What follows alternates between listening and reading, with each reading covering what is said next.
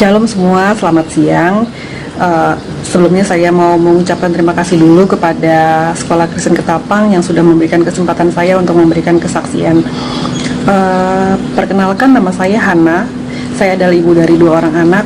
Yang satu kelas 12 ya, Raul. Dan Raul sekarang sekolah asrama di luar kota, tetapi dulu adalah alumni Ketapang, SMP-nya di Ketapang. Sedangkan adiknya Keira sekarang kelas 8 di SKK 3. Saya sendiri adalah dokter dan suami juga dokter. Suami dokter bedah saraf yang bekerja pada 3 rumah sakit di Jakarta, dan saya sejak 2018 saya pensiun dini dari dosen tetap di sebuah fakultas kedokteran di Jakarta. Kenapa saya cerita tentang itu adalah karena latar belakang dari kisah saya dari situ.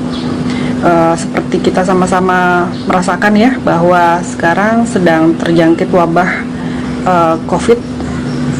Jadi seluruh dunia merasakan banyak hal yang berubah, termasuk juga kami. Kami merasakan dampak dari ekonomi, beberapa keuangan macet dan tidak turun, dan tidak sesuai dengan anggaran yang seharusnya muncul. Dan yang paling kami khawatirkan, karena suami saya bekerja di rumah sakit ya, dan memang berhadapan dengan pasien yang rata-rata sekarang pemeriksaan COVID-nya positif, adalah tertularnya penyakit. Berita munculnya korban COVID ya, pasien COVID di Indonesia kan sudah diumumkan oleh Bapak Presiden Joko Widodo sejak awal Maret 2020. Ada 2 orang pasien, dan setelah itu berangsur-angsur langsung banyak sekali berita korban-korban ya yang bermunculan, baik dari masyarakat maupun juga dari tenaga medis. Jumlahnya itu semakin lama semakin banyak dan semakin luas. Yang tadinya tampak sporadis kecil-kecil sekarang makin luas, sepertinya hampir seluruh provinsi Indonesia sudah terkena. Yang kami langsung proyeksikan tentu saja pada diri kami sendiri ya, kalau kami adalah manusia. Dan saya pribadi sangat mengkhawatirkan suami saya, karena berbagai tindakan yang berhubungan dengan bedah saraf itu kan pastikan periksa, dan kemudian kalau perlu tindakan, dan itu sangat dekat dengan baik dengan wajah pasien, uap-uap yang keluar dari tubuh pasien. Juga kalau operasi kan dia terpapar langsung dengan darah yang bisa aja muncrat ke wajahnya. Jadi yang memang betul terjadi pada kami, salah satu rumah sakit tempat suami bekerja itu adalah pusat rujukan COVID. Jadi suatu ketika suami mendapatkan telepon dari situ untuk dinyatakan bahwa ada beberapa pasien yang memerlukan advis dari beliau, dan beberapa diantaranya membutuhkan tindakan operasi. Nah, itu kami rasanya seperti realize bahwa si virus itu ada di depan mata kita, ada di depan mata kami semua. Suami berangkat, memang beliau tetap praktek meskipun sudah mengurangi jam praktek ya. Beliau berangkat ke rumah sakit dengan prosedur yang sudah mulai dikerjakan dari rumah, membawa ember berisi deterjen yang nanti gunanya untuk menyimpan baju yang sudah dipakai dari luar. Jadi masuk rumah itu udah istilahnya sudah lebih bersih lah daripada pada saat di rumah sakit. Makan dan minum yang cukup, membawa masker pengganti dan yang lain, dan sampai rumah sakit mengenakan APD, baju hazmat. Itu kalau dilihat fotonya kan kayaknya baju astronot ya gitu, ada keren lah gitu. Padahal di dalamnya tuh nggak enak sama sekali. Orang tuh kepanasan, pakai maskernya sudah sekian lapis, pakai penutup kepala dan yang lain. Sementara kalau operasi bedah saraf itu kan harus pakai lensa seperti mikroskop ya, jadi terganggu sekali. Dan bajunya itu tebel, berlapis-lapis. Sarung tangannya juga berlapis-lapis. Sungguh sangat nggak nyaman. Dan tindakan bedah saraf itu biasanya nggak ada yang sebentar. Dan operasi waktu itu pasien suami saya yang pertama-tama tuh beberapa orang stroke. Pasien stroke hemoragik atau stroke berdarah dengan COVID positif. Nah, di situ kami hanya bisa berdoa. Saya pribadi ketakutan, ya, takut suami saya tertular. Kalau misalnya beliau tertular, kami pasti adalah ODP juga, karena kami terpapar dong dengan suami, kan kami tinggal serumah dan panjang lah urusannya. Kami sangat berharap semua itu tidak terjadi. Dan di sekitar kami juga cerita-cerita bahwa banyak rekan-rekan medis ya yang berguguran satu demi satu, baik karena kelelahan, kena COVID, atau kedua-duanya. Dan itu sungguh sangat membuat duka yang susah untuk diekspresikan oleh kami saat itu. Kami hanya bisa diam, kemudian ya banyak-banyak berdoa juga. Tapi kami berharap juga supaya situasi kami, terutama dari hati kami, itu segera pulih. Karena kami memang harus berkarya. Meskipun saya pribadi sudah tidak menjalankan praktek sebagai seorang dokter, tapi saya tuh teringat dengan sumpah dokter yang saya ucapkan bahwa kita harus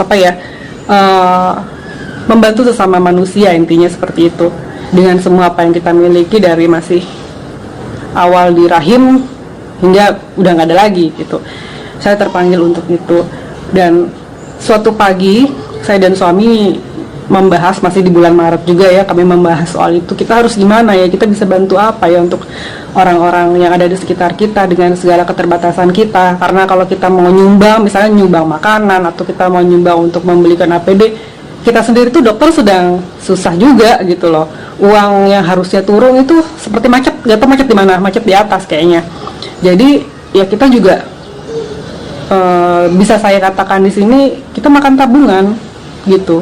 Bukan masalah yang akan saya ceritakan di sini saat ini, mungkin lain kali. Tetapi di situ kami juga merasa kita bisa lakukan apa dengan apa yang kita miliki gitu. Kemudian kami tuh rasa ya pada saat itu bahwa Tuhan sedang menggerakkan kami semua di sini, di rumah kami, meskipun dengan keterbatasan dan ketakutan kami, kita bisa melakukan sesuatu untuk menolong. Mungkin nggak banyak, tapi pasti berguna untuk sesama. Suami bilang, "Bu, coba gimana kalau Bu kan bisa jahit," katanya gitu. Saya memang bisa jahit ya, anak-anak juga bisa, suami juga bisa sedikit. Bikinlah masker kain gitu. Bikinlah masker kain, ya nanti kita sumbangin aja ke rumah sakit yang butuh gitu.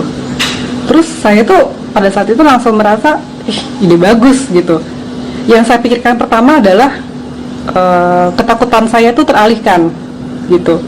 Saya merasa rada-rada nggak waras tuh belakangan, karena saya mikir, aduh suami berangkat kayak mau perang gitu ya, terus pulang terbawa penyakit atau enggak, selalu menunggu pemeriksaan COVID positif atau enggak, nih positif atau enggak, mudah-mudahan enggak lah Tuhan gitu. Memang enggak sih ya. Ya pada akhirnya setelah teralihkan, fokus saya adalah seperti itu. Dan akhirnya pada hari Sabtu itu tanggal 13 kalau nggak salah Maret, kami sepakat membuat gerakan yang kita namain sendiri 1000 masker untuk tenaga medis. Kita fokuskan ke tenaga medis karena pada awal wabah masker yang diperlukan di rumah sakit itu sangat kurang. Jadi kami harap yang kami berikan bisa menjadikan backup pada saat para tenaga medis itu pulang perjalanan pergi atau pulang ke rumah sakit, dan sampai rumah sakit pastinya pakai masker medis ya, yang lebih layak untuk digunakan berhadapan dengan pasien. Dan ini ada sedikit foto-foto aktivitas kami yang akan kami lampirkan. Ini adalah suami saya, dan ini di rumah sakit saat ini harus pakai tutup kepala dan selalu pakai masker. Di saat Kay mengantarkan papanya berangkat ya, membawa ember berisi deterjen sampai rumah sakit, langsung berganti baju seperti ini.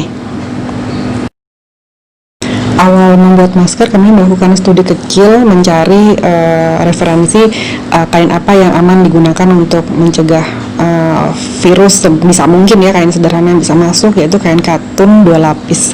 Ini foto kami satu keluarga saat pertama kali mendesain dan membuat. Kami juga membuat tutorial yang kami bagikan di media sosial yang diikuti, puji Tuhan diikutin oleh banyak orang ya. Jadi teman-teman bisa langsung bikin sendiri tanpa harus beli. Ini beberapa masker yang jadi dan siap kirim. Saya tidak bisa melampirkan semua dokumentasi karena nggak mungkin ya, banyak.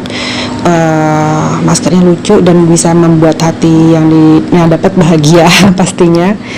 Ya, oke. Kemudian ini adalah beberapa gambar teman-teman yang mendapatkan masker. Kami mengirimkan ke seluruh Indonesia, paling barat itu di Sumatera Utara di Toba, dan yang paling timur itu di Merauke pada saat itu sebelum PSBB. Jadi kami bersyukur juga wilayah Papua dan Nusa Tenggara itu yang jauh tercover. Teman-teman ada beberapa yang minta lagi, karena kami masih ada persediaan, kami minta lagi, kami bisa bikinkan. Kami juga bagi pada satpam, Gojek, kemudian bapak supir taksi, jadi bisa dipakai. Kami juga menerima donasi. Ini adalah gambar-gambar donasi yang dikirimkan pada kami untuk didistribusikan. Puji Tuhan sekali, seperti 5 roti dan 2 ikan ya, jadi kita mendapatkan cukup, padahal sepertinya tidak ada apa-apa.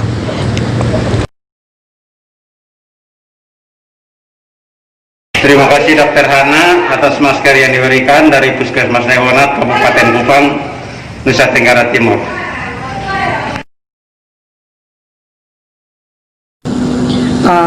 Kemudian setelah kami mencoba melakukan beberapa saat, tidak terasa ya, akhirnya kami menutup kegiatan kami 1 atau 2 minggu setelah Lebaran kemarin, karena kami juga mau fokus pada hal lain ya. Hati kami tuh setelah kami memulai sejak Maret itu, kami terasa hangat, kami sedikit lupa pada kekhawatiran kami yang tadinya sebesar gunung.